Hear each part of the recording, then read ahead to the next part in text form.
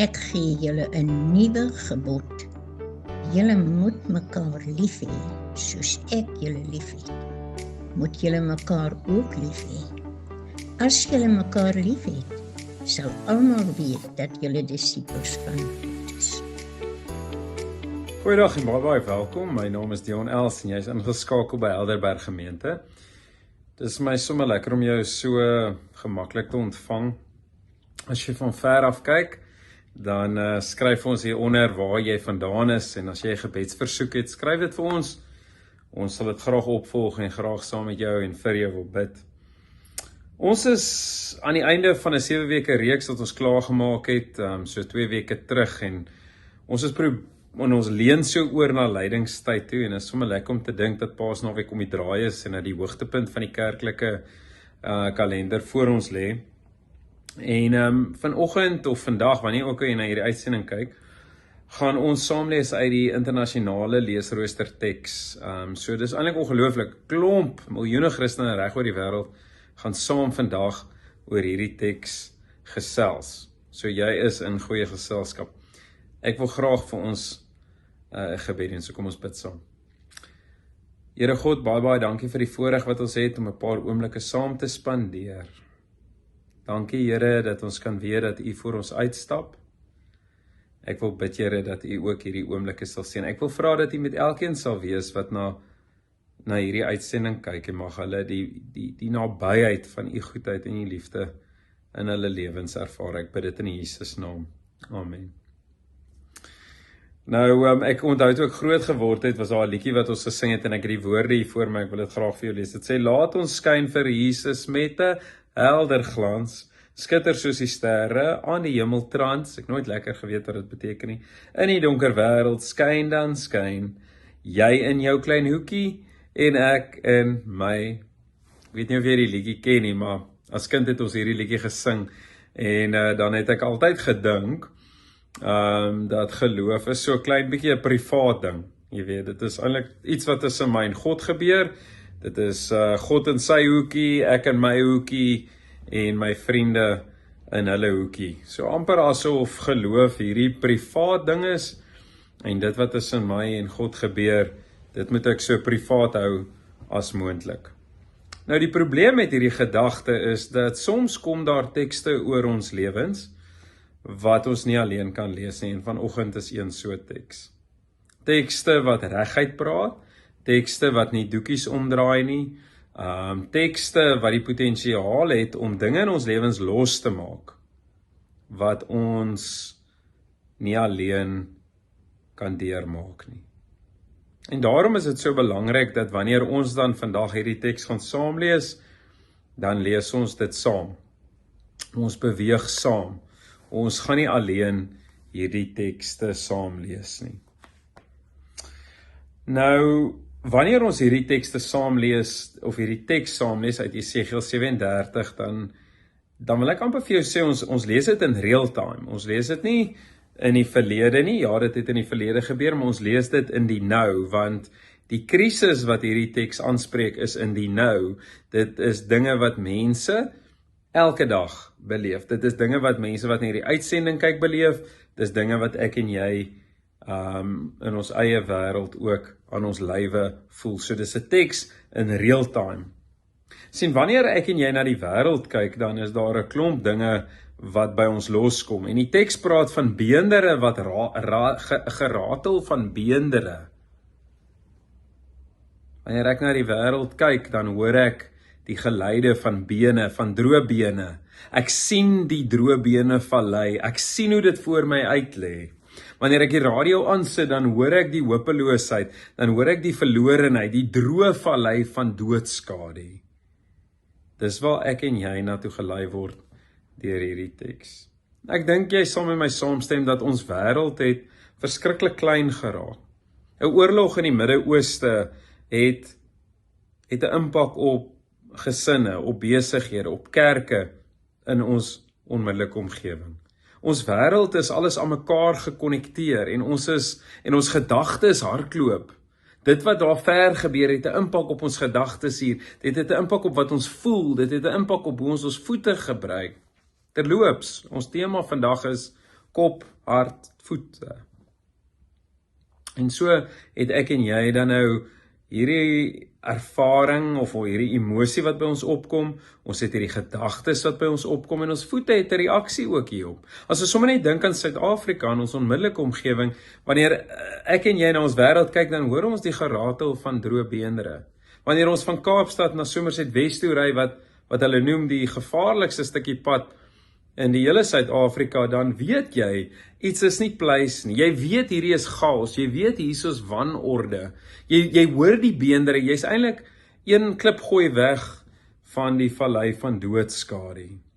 En ek dink een van die uitdagings is, as ek en jy so as Christene na ons wêreld kyk, dan dra ons dit wat ons sien, ons wêreldbeskouing oor in ons huise. Ons dra dit oor in ons gesinne. Dit pla ons, dit bekommer ons, daar's angs en daar's bekommernis by ons. En ek wil amper sê dat my sosiale media se algoritme bepaal my kind se lewensbeskouing. Dink gou daaroor vir 'n oomblik. Dit wat ek op sosiale media oor die wêreld lees, dra ek oor aan my kind. Dit word haar of sy beskouing van die wêreld. En ek weet nie van jou nie, maar dit is amper asof daar 'n konstante fluistering in my ore is dat eintlik is daar geen hoop nie. Hierdie wêreld is eintlik as te ware verlore.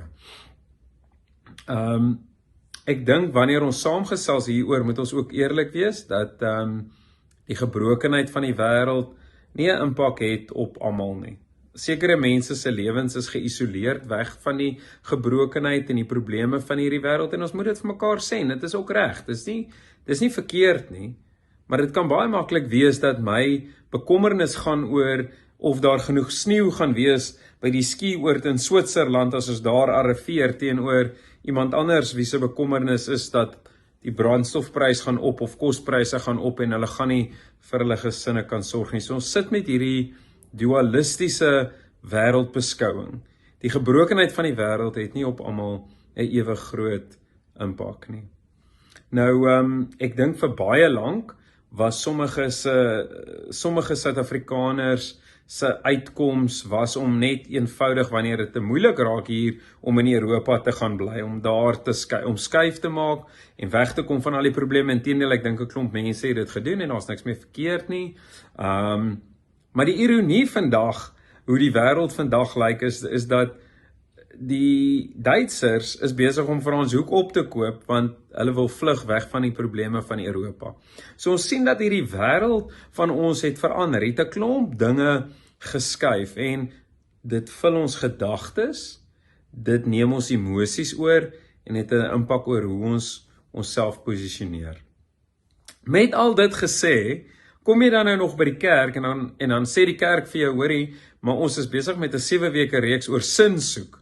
Om die sin van die lewe te soek. En ek weet nie van jou nie, maar miskien is dit jou belewenis dat jy wonder oor, jou kop is so vol dinge, dat jy nie nou kan jy kan nie eens beheer neem van jou eie gedagtes nie. Hoe moet jy nou sin soek?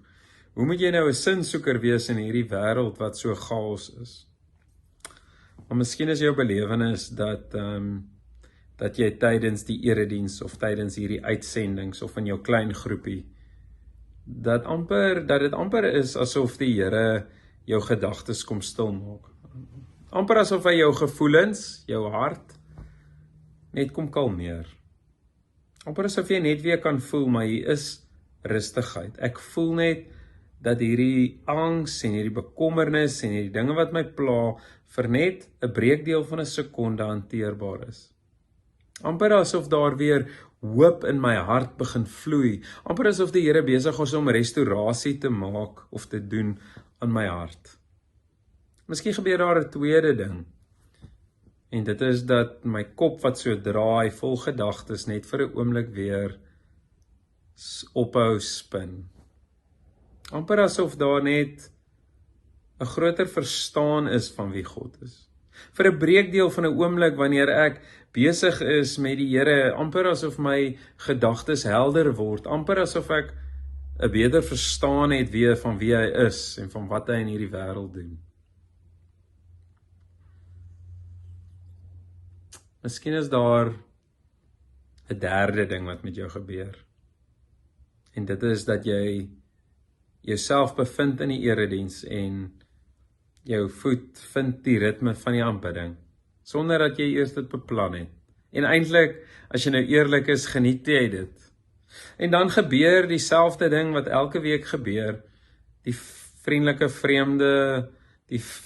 vreemdeling hier agter jou vra of jy en jou gesin gaan koffie drink saam met hulle na die erediens, en soos elke ander Sondag het jy 'n verskoning, maar hierdie Sondag het jy nie 'n verskoning nie, want jy kon nie vinnig genoeg dink nie, en jy en jou vrou kyk vir mekaar en jy besef, vandag is daai dag, ons gaan koffie drink vandag, en jou voete vind die weg af, daar by die trappies, tot daar by die koffie, dan kom jy by die koffie, dan sien jy maar hierso's 'n blou en 'n rooi beker, en jy weet, jy moet hulle uitlos, want net nou kom maar nog 'n vriendelike vreemdeling met jou praat, en dan so 'n uur later, dan kom trek jou dogter aan jou broek, en sy vra, papa, wanneer gaan ons huis toe? En vir die eerste keer besef jy, hierdie kuiertjie saam met hierdie vreemdeling, was eintlik een van die lekkerste oomblikke van jou week. Om ons lywe in posisie te bring, om iets van God te beleef, vat partykeer om ons voete te skuif in sy rigting. Om kop, hart en voete te belyn. Dit is die wêreldbekende Ou Testamentikus wat die volgende oor ons teksgedeelte skryf. Hy sê, the bones are not merely dead, they are dried out. Israel's life is over, finished, beyond hope.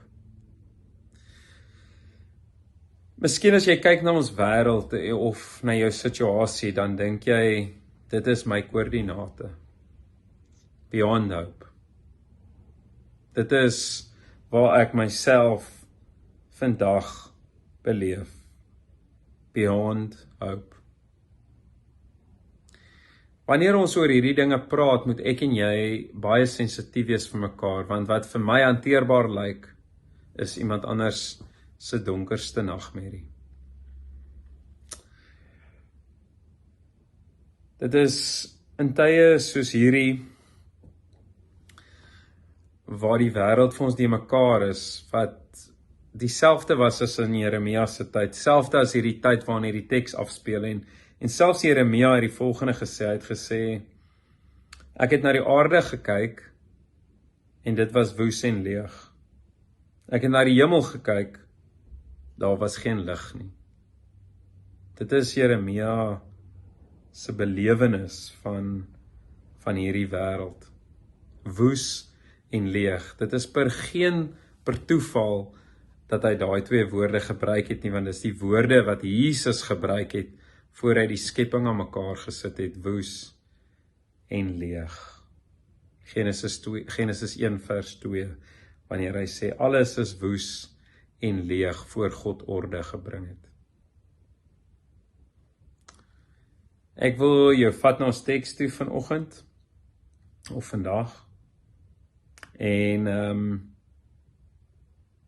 ek wil saam met jou ons gedeelte uit Jesegiel uitlees. En terwyl ons lees, wil ek vir jou sê, jy lees dit alleen nie. Jy lees dit saam met so wat 400 miljoen Christene wat hierdie gedeelte in hierdie week gaan lees, omdat dit deel is van ons leesrooster. 400 miljoen mense lees vandag saam met jou. So kom ons lees hierdie gedeelte, en ek lees uit Jesegiel 37 vers 1 tot 14. Kom ons lees rustig saam. Jy kan op jou eie tyd ook lees, maar kom ons lees rustig saam. Die hand van die Here was op my. Dis die heel eerste beweging. Hy het my deur die gees van die Here uitgelei en my neergesit in die laagte. Dit was vol beendere. Hy het my keer op keer daar rondom laat loop en kyk, daar het geweldig baie versprei oor die laagte gelê en hulle was heeltemal verdroog. Hy vra toe vir my, mensekind, kan hierdie beendere leef? Ek het geantwoord, my Here, net U weet dit. Toe sê hy vir my, profeteer oor hierdie beendere. Sê vir hulle, verdroogde beendere, luister na die woord van die Here, so sê die Here vir die beendere. En dan sê hy nou die volgende. Kyk, ek gaan gees in julle laat inkom En julle sal leef. Ek sal seënings aan julle heg, vleis aan julle sit, vel oor julle trek, asem in julle gee, sodat julle kan leef. Dan sal julle besef dat ek die Here is. Ek het geprofeteer soos ek beveel is, daar was 'n geluid, net toe ek profeteer, 'n geratel. Die beendere het nader aan mekaar beweeg, been tot been.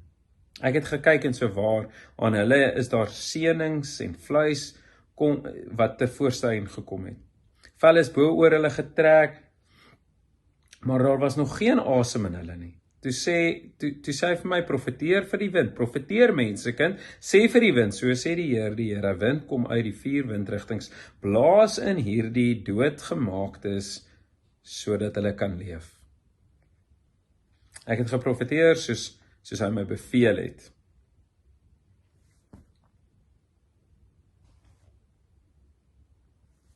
Ek het geprofeteer soos hy beveel het. Die wind het in hulle ingegaan en hulle het lewend geword en op hulle voete gaan staan. 'n Buitengewone groot leer.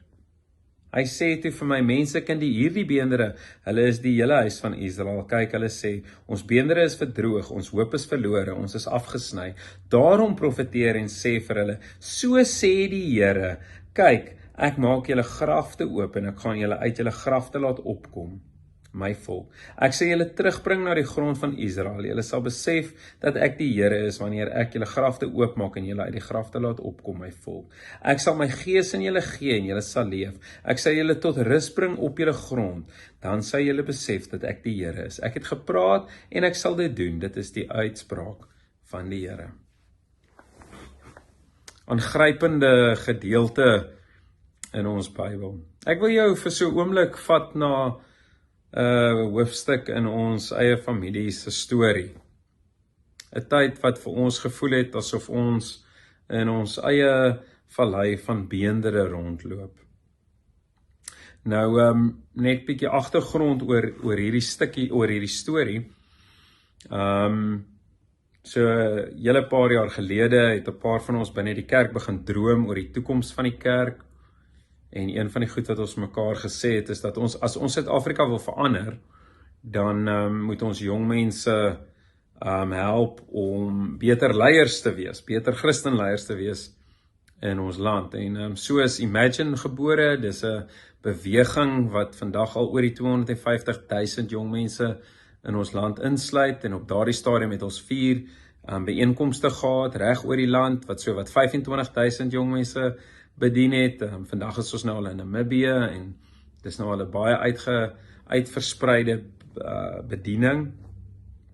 En die idee was dat jong mense bymekaar sou kom om leierskapvaardighede in die naam van die Here te leer. En dis 'n ongelooflike beweging.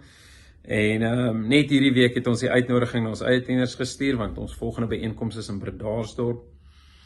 Maar terwyl ons en my verantwoordelikheid daai tyd was om die Oos-Kaapse byeenkoms te reël en te organiseer, ek dink op daai stadium was ons 22 verskillende denominasies met 'n span van 150 mense. Ons was 'n redelike groot operasie. En die een dag, terwyl ons besig is om een van die sessies te doen, het Dominee Barbara Marie, toe was sy swart, sy's nou Jacobs, was sy besig met haar sessie en sy het hierdie woorde gebruik. Die liedjie is Reckless Love en sy het die woorde gesê, there's no shadow you won't light up, mountain you won't climb up, coming after me. There's no wall you won't kick down, lie you won't tear down, coming after me. En so het sy dit gelees vir hierdie so wat 3000 of wat tieners wat voor ons sit. En terwyl sy dit lees, het die woorde van Jesaja 43 in my opgekom, en dit is asof die Here vir my gesê het, maar lees Jesaja 43 en gee geleentheid dat jong mense hulle harte vir my kan gee. En ek het dit gelees en ek het geleentheid gegee in my sessie dat jong mense hulle harte vir die Here kan gee, en honderde jong mense het opgestaan en ons kon vir hulle almal bedien met die groepleiers en al die dinge, en dit was 'n ongelooflike positiewe ervaring. So 'n paar maande daarna, toe kry ons die oproep dat die slegte oproep dat my neefie wat 16 jaar oud is, deur 'n dronk bestuurder van die pad afgery is en oorlede is.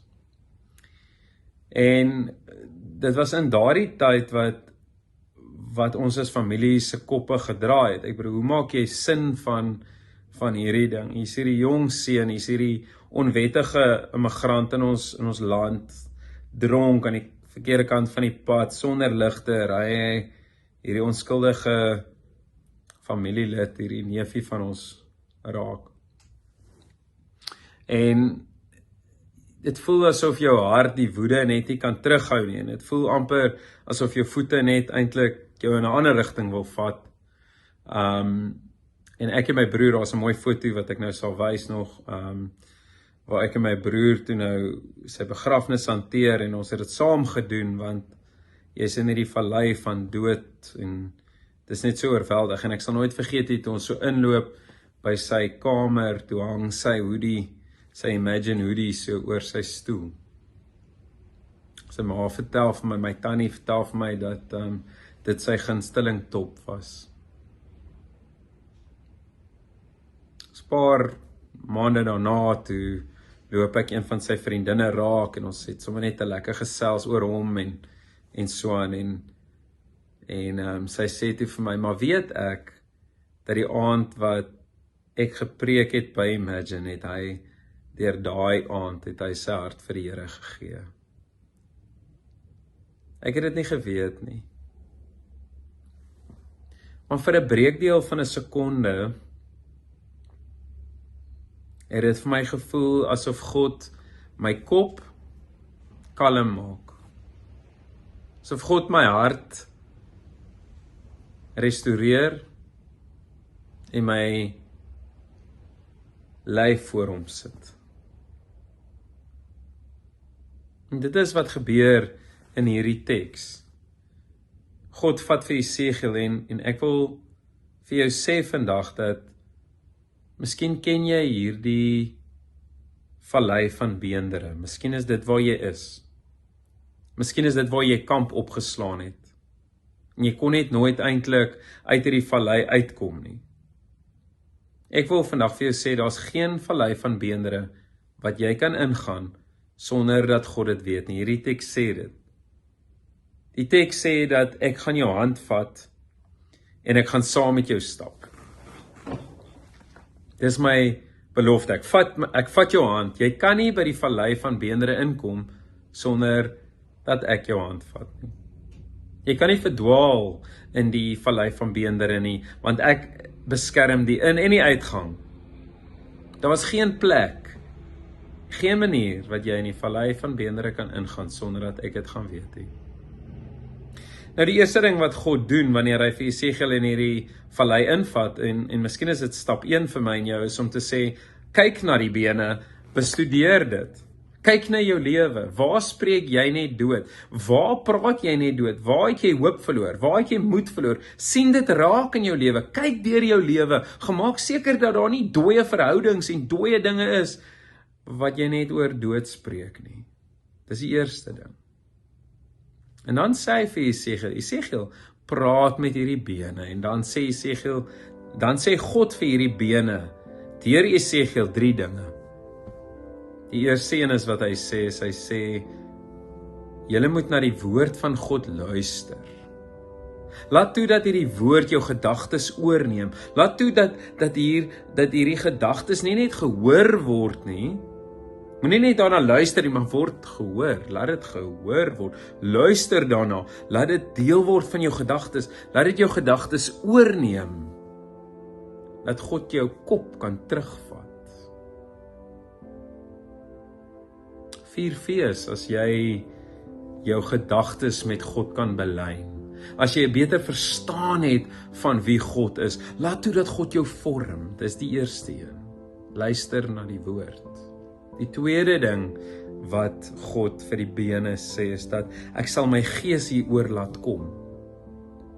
Ek sal my lewe in jou hopeloosheid inblaas. Ek sal toelaat dat hierdie seer, hierdie tyd waardeur jy gaan, dat dit deel word van 'n getuienis. Gee dit oor aan my sodat ek dit kan gebruik, sodat ander daaruit kan leer en groei. En dit is presies wat hier gebeur nou vandag, wanneer ek dit oorgee.